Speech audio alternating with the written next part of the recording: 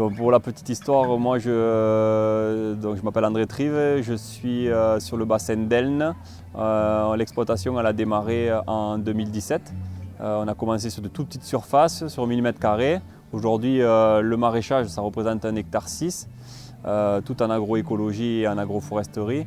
Donc voilà, nous, ça a été un cheminement, on va dire, assez rapide parce que tout simplement les techniques d'agroécologie ont permis de sortir des niveaux de fertilité importants et du coup derrière une production très intéressante et abondante où il y avait très peu d'activité biologique et très peu de matière organique et donc on a mis de suite en route des techniques de régénération de sol par des intrants massifs, de BRF, de fumier, des semis de couverture végétale de suite pour pouvoir structurer nos sols et développer la vie et fixer ce carbone qui est nécessaire au développement de la vie.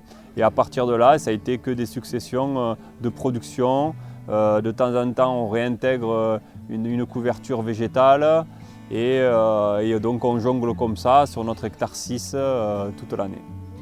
Alors on va dire que sur un plan technique, on n'a pas eu vraiment de grosses difficultés.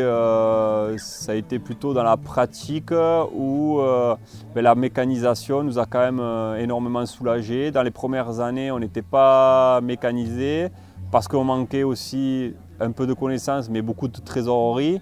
Et donc c'est vrai que pour lancer une exploitation, moi aujourd'hui avec un peu de recul, un peu plus de trésorerie m'aurait permis de gagner quelques années précieuses et aussi gagner en confort de travail.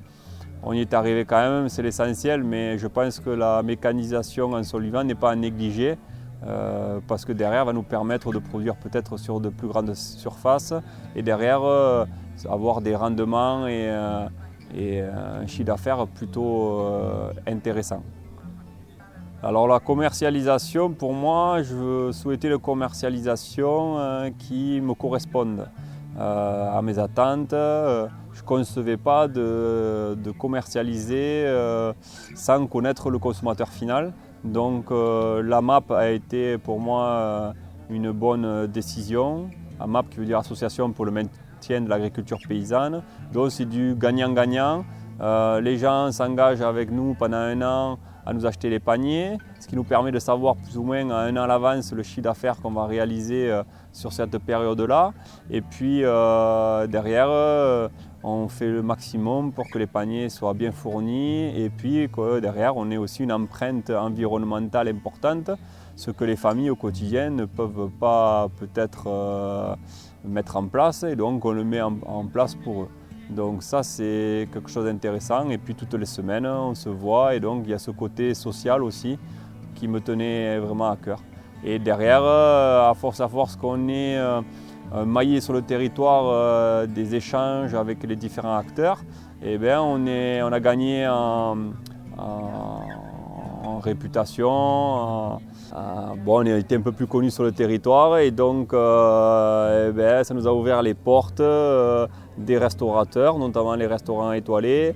On a réussi à démontrer au niveau goût que les produits en sol vivant étaient d'une qualité exceptionnelle, même au niveau conservation. On a vraiment élargi la gamme au maximum et aujourd'hui ça nous permet de travailler avec les meilleurs chefs du département et maintenant en dehors du territoire.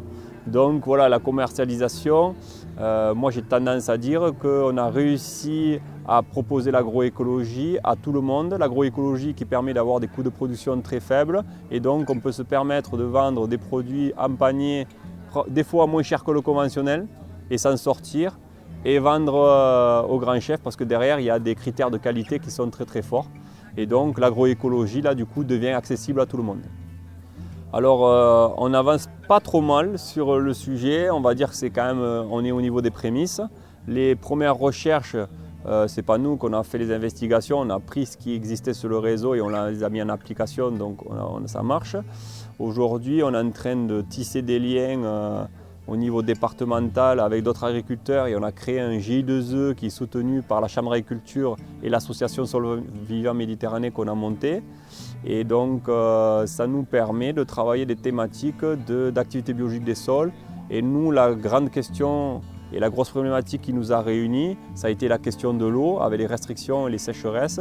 Et donc la thématique aujourd'hui, c'est comment on arrive à produire en quantité, en gardant des niveaux de fertilité hauts et en utilisant moins d'eau.